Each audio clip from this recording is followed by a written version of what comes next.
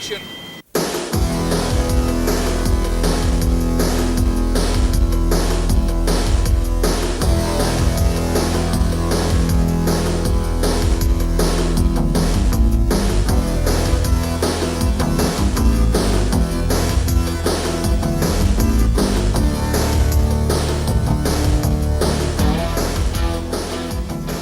Top Gun stars Tom Cruise as a young jet fighter pilot who is selected, along with his partner, to attend the Navy's Fighter Weapons School at Miramar, California. It was amazing getting in the back seat of that F-14. It's so exciting. I mean, the power that you feel when you're just sitting on supersonic, machine. It's amazing.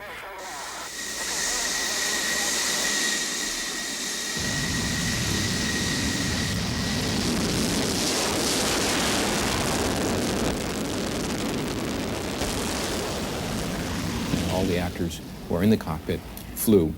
So a lot of the filming that you see in the movie is actually the actors up in the air, actually being filmed while they're experiencing the G-forces. In order to do that, they had to go through this training program which involves ejection training, just in case there's an accident when they're in the air and they've got to eject. 1, 2, 3, eject! Okay, if you're all right, give me a thumbs up. That was great. It was a good shot. We did the Rust version, which is a 3-day intensive physical training to go up in the planes, because the planes are, there's no exits on the front, rear, and back of the plane. It's you eject if you want to get out of that plane in an emergency. So you have to learn all those procedures. You have to learn water survival because it's Navy. So if you eject out, maybe you eject from the plane, but then you hit the water, and how do you live from there? Surf water entry, feet knees together. Locate your choke fitting. First aid on your 5. Eyes on horizon.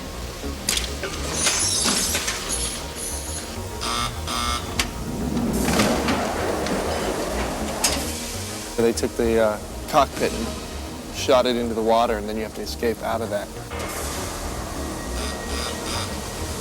And so they do stuff like hold you underwater for a while and then see if you can float and, fun stuff. Jump.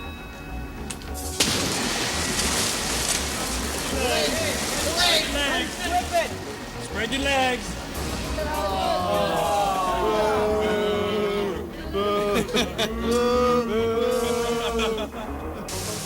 And to do that kind of thing, also a helicopter dunker. Because then once you're in the water and you're rescued, then the helicopter crashes. So you have to learn how to get out of the helicopter blindfolded, underwater, 8 feet. I mean, it's stuff that's real practical. Ready. Ready.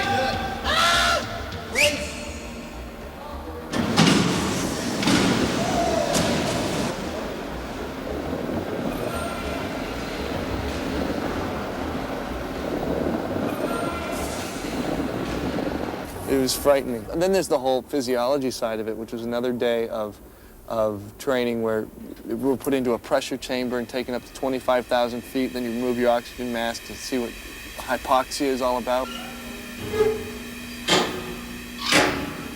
Okay, now the low side of the chamber only. Reach up and hold the mask tight to your face with one hand. With the other, release one of your retention fittings, but keep the mask up to your face.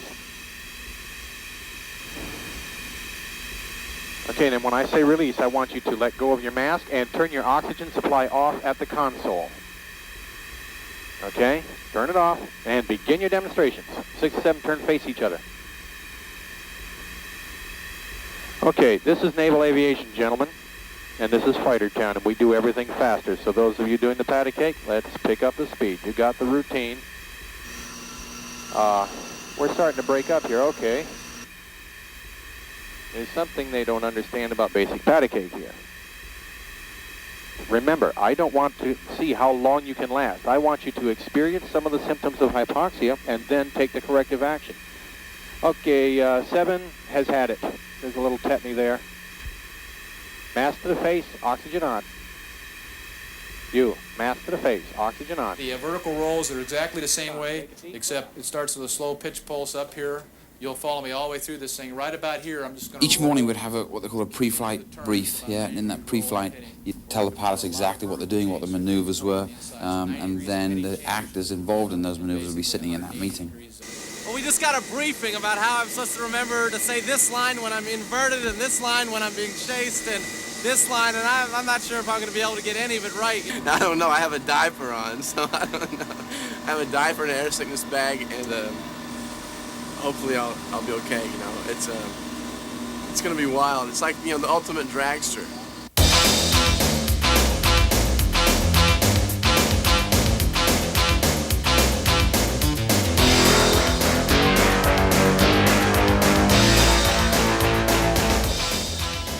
One of our first flights, one of the actors went up, and the first maneuver, so the pilot operates the camera, he switches on and off from the cockpit.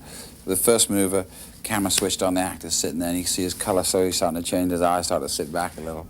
Yeah, camera went off, next maneuver came up, and all you saw was the top of a helmet, yeah.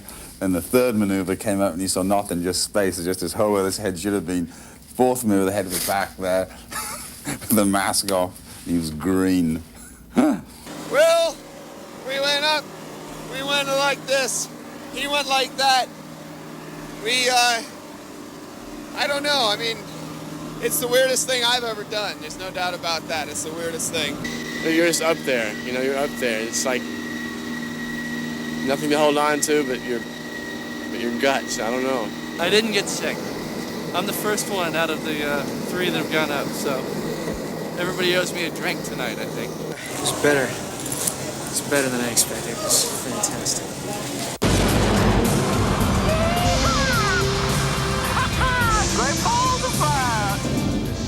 We looked at the gauge. We got 2.5 minutes of film, and the pilot looked at the gauge. And he says, "Well, we should be going back." I said, "No way." I said, "This is free. This ride's free. This e-ticket's free." I said, "Let's go for a run." He said, "All right, you want to go for a run?" I said, "Yeah." Next thing I know, we're going Mach, breaking the sound barrier, ripping around these clouds at like 10,000. They put the nose down. We go right down to about 1,500, and letting it just fall back, and just ripping through and just undercutting and just good time. It's, you know, it's full tilt boogie rock and roll in the sky.